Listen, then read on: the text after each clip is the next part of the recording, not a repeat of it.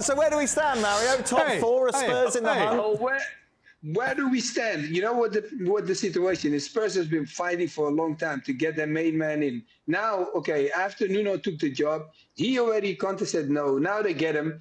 I am clearly sure, and I'm almost on. Before he took the job, he must have looked at certain things, and we all know Levy. Levy doesn't give money just randomly to coaches. They always have to do something before they're gonna get a little bit. Okay, 2008, I was there. They brought in a team. Oh, so many young stars. Okay, they end up bringing a trophy. That was the last trophy they won. So now they got to go to the next stage, and the next stage is bringing a main man in like Conte, and he's not moving around like a regular coach would be. He opens his mouth, he says what he wants to say. Why does he do that? Because in a way, either you back me or you let me go. He's at that position, and he does not care being at the position. And I think now Levy has been like that himself for a long time, but now he's meeting someone that is almost identical to him. So this show, it's going to be really interesting to see what's going to happen right now, because if they don't do anything right now while the market is open, it's going to be an interesting ending, I think. Go on, Stevie. What has Antonio Conte Spurs, since he got there, done in order to show Levy or Joe Lewis or anybody else that what he's doing, they have to go and sign players? Because they've been terrible to watch since he got there. When have we ever sat here and went, I'll tell you what, if only they had 2 or 3 more players, this team would be fantastic. This team would be fighting against City and Liverpool for the title, and they could do well in Europe. If only he had a couple more players, if only Levy would back him. Because this team is so good that it's just missing a... When was it? We've never said that. And the fact that this guy has conned everybody into talking about how, well, it's 2 or 3 more players and then we can start doing this.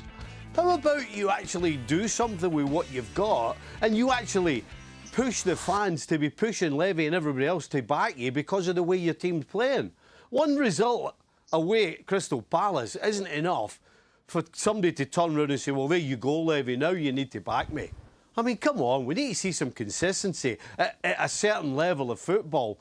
And I'm not talking about, listen, it's about winning results. We all know that. But at the end of the day, we need to see some football.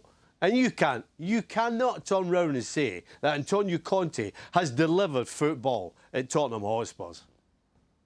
What are the fans saying, James? You said that they're obviously very much vocalising about it, about not happy with Levy in charge, but they can't be happy with what sort of football Antonio Conte has served up? Or is that as a result of the fact that he can't because of the players that he's dealing with?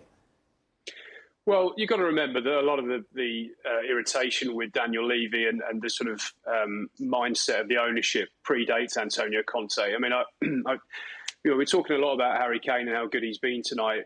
It reminded me a little bit of how good they were when they were at their best under Jose Mourinho. You know, they were set up, they were fairly compact, and then Kane and Son. I'm not a massive fan of XG. I think some people sort of overplay the importance of it, but it's quite indicative of the fact that they didn't create a lot of chances under Mourinho, but Son and Kane outperformed their expected goals hugely. It was ridiculous. And tonight, Tottenham's expected goals was about 1.7 and they scored 4, and that was because of the quality of Harry Kane and Heung-min Son in the final third. So, you know, a lot of these issues date back to, well, OK, we've got these 2 fantastic players, but can we go and add, you know, a central midfielder? Can we add a wide player? Is the defence strong enough to really give those 2 players the platform to go and, you know, to go and win leagues? I mean, this comes down to what type of club do Tottenham want to be? Do they want to just stay in the top 4? Do they want to have Champions League football? Do they want to have one of the best stadiums in the world and just keep ticking over? Or do they want to take that final step? And Mauricio Pochettino talked a lot about this in his final season. When they reached the Champions League final, he was saying, you know, we need to go to the next level. This can't be seen as, oh, look, we've reached the top and here we are. This needs to be the start of the next stage, the next level of investment. And you could go back 10 years. Remember when at the start of the 2011-12 season, Tottenham were top of the league in the January window, and they didn't back Harry Redknapp at the time. He wanted, I think it was Carlos Tevez and Gary Cahill, and he got Nelson and Saha on free transfers, and they didn't sustain it.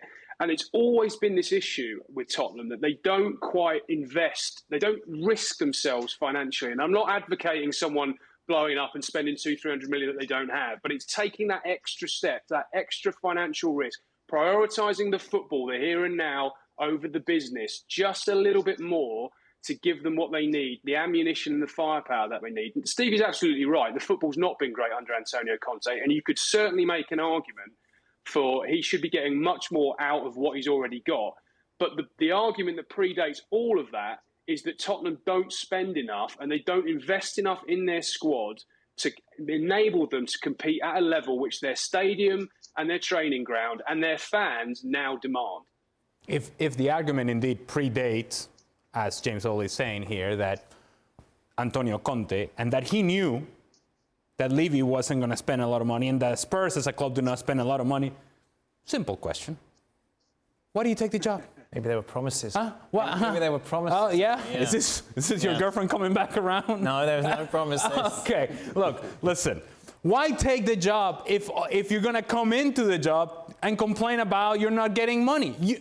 If you studied Spurs for any length of time, you would know that this is the reality of the club, and this is how they operate and have operated in the past, near past. And when you think about Antonio Conte, and you think the things that he's been able to achieve over the course of his career, you give him a team, you expect that team to not only be competitive, but actually produce the sort of performances that you expect, right? It's just simple as that. So if you're Antonio Conte, you take on that responsibility. I'm taking this team forward, right, and the expectations are there. The last thing that anybody wants to hear is excuses about, I don't have this guy, and I don't have that guy, and I don't have that guy. If you don't feel like this guys that you had available, the player personnel available, was not good enough for you to provide this team and this club with results and performances, don't take the job. But don't come and take the job and then complain about what you didn't have. You knew what you had coming into. Nobody forced you to take the job. You took it. It's now your responsibility to take this team forward. Thanks so much for watching ESPN on YouTube. And for more sports highlights and analysis, be sure to download the ESPN app. And for premium content and live streaming, subscribe to ESPN Plus.